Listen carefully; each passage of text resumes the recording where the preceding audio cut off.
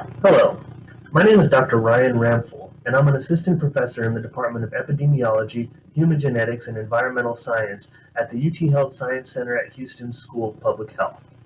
Today I'm going to explain how to navigate the COVID-19 Community Metrics for School Districts dashboard and how to interpret some of the data points. This is a semi-private dashboard that's only supposed to be viewed by people who have been given permission and have been given a username and password. So let's take a look at the dashboard.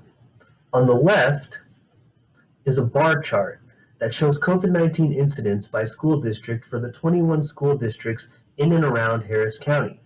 On the right is a heat map of COVID-19 incidents by school district. What is incidence? Well, incidence is just an epidemiological term for new cases over a period of time.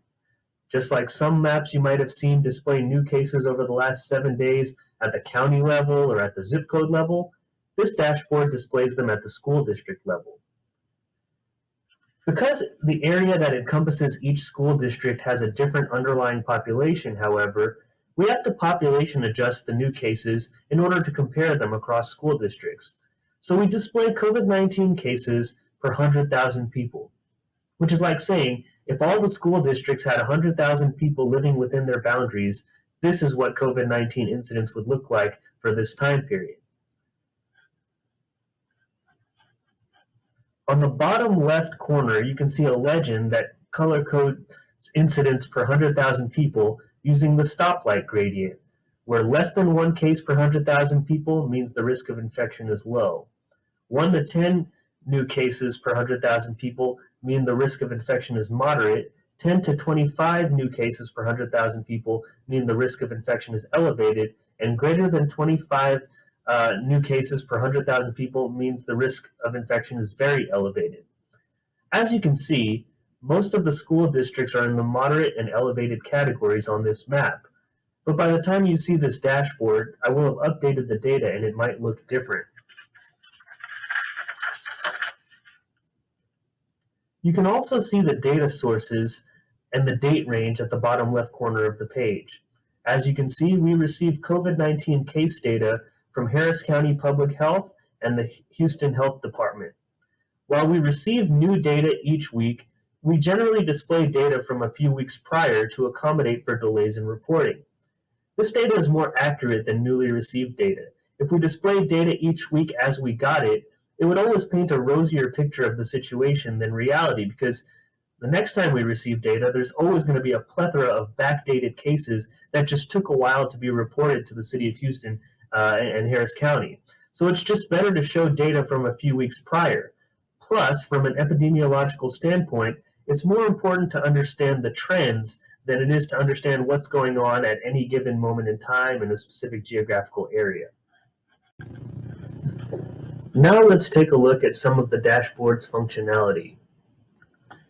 You can hover over each school district on the bar chart on the left panel, and it'll tell you the incidence per 100,000 people for that school district at this given point in time. You can also click on any of the bars. Let's pick on Alief ISD, for example, and it will zoom to that school district in Flash. Now keep in mind, this map works just like any other map that you're used to dealing with, any other web-based map. You can pan, you can zoom backwards, you can zoom forward.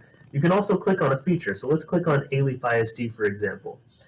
And it has a lot of information about Alief ISD. It's got the district number, it's got the area population. So that's the population of people living within this geographical boundary, about, close to 300,000 people.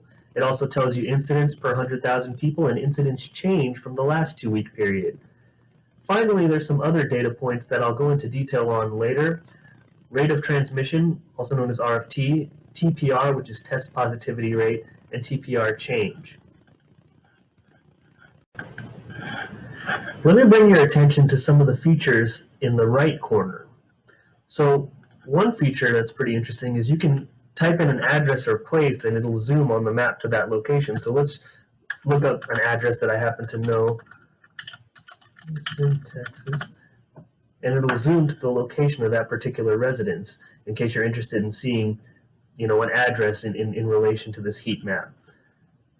This ribbon right here will help you get back to the default extent of the map. So see how we zoomed all the way out here?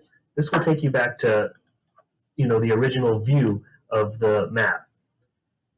This button right here will display the legend. That shows all the layers that are displayed right now on this map. So you have your legend here. We're also showing the boundaries of Harris County. This one is probably the most interesting feature in that it allows you to turn on and off various layers on this map. So you want to take off Harris County, just click this button. Harris County is no longer there. You want to layer on area schools, click this button, and these are all the schools in this area. You can zoom in, you can click on any one of them, and it'll tell you information about them. So this one is what?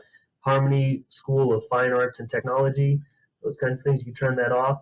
You can layer on the city limits of Houston, so you can see the actual city of Houston in relation to this map. You can turn it off. You can even take off the heat map and just see the county if you wanted to. Now keep in mind, if you ever get lost and want to get back to the absolute original view, all you have to do is hit the refresh button on your browser, and it'll refresh the dashboard to its complete original view.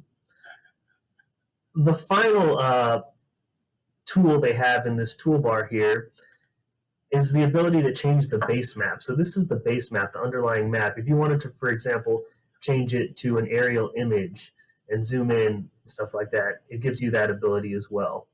So these are just some interesting features that it has. Again, if you want to get back to the original view, simply click right there. So now that I've shown you incidents by school district, I want to show you another feature. This feature right here shows incidents by census tract. Now, what's a census tract? A census tract is a geographical area, and they're generally a lot smaller and granular than zip codes. So let's zoom in on A-Leaf, for example, and let's turn on our legend. So you can get an idea of where within A-Leaf ISD might cases be elevated or very elevated. Now, for some census tracts, I purposely masked the data because when you get to this small of geography, you don't want to be displaying information saying, for example, there is a COVID positive person, at least from October 28th through November 3rd, living in this area that's less than 0.8 square miles. So we purposely mask certain data points, and even on areas of the district that are elevated, for example, it will just say elevated. I'm not going to tell you exactly how many people per 100,000 are COVID positive in that area, just to protect confidentiality. But the benefit of knowing at a granular level where there are areas with elevated case counts is you could, for example, layer on area schools. And what that would enable you to do is check on this and say, hey, okay, at Outlay Elementary, we should kind of keep an eye on Outlay Elementary because it's in an area with very elevated case counts. Or we should keep an eye on Owens International Campus because it's in an area with high case counts. Test positivity rate. So there's a bar chart for test positivity rate and also a heat map for test positivity rate. There's a little definition at the bottom left corner of the screen about what test positivity rate is, and it's basically of those tested, what percent are positive. A test positivity rate is an indicator of, are we testing enough? In general terms, a test positivity rate of less than 5% indicates sufficient testing. But as you can see from this bar chart and the heat map, at the school district level at least, none of the school districts are below 5% test positivity rate.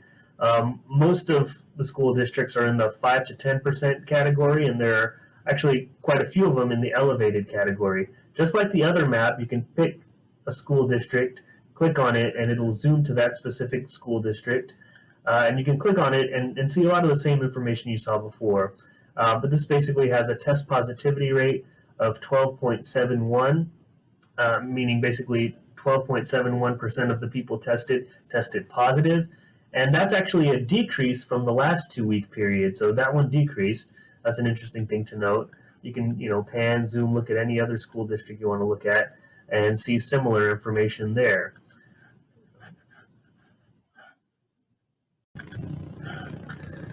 Okay, everybody, so I want to refresh the dashboard and show you one more tab that doesn't have a map that accompanies it. This tab right here in the bottom left, R of T, stands for rate of transmission. Now, R of T is a measure of contagiousness, or how many people one COVID-19 positive person infects in the community.